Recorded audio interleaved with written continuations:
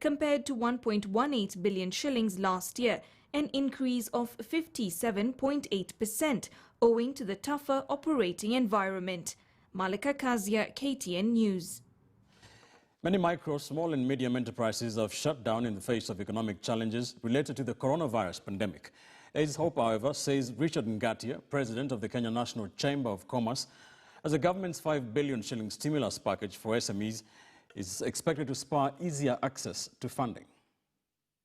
Is one of the best initiatives we have seen the government put across to support the micros. It is important, we as the Kenya National Chamber of Commerce, to unpack this program to the beneficiaries.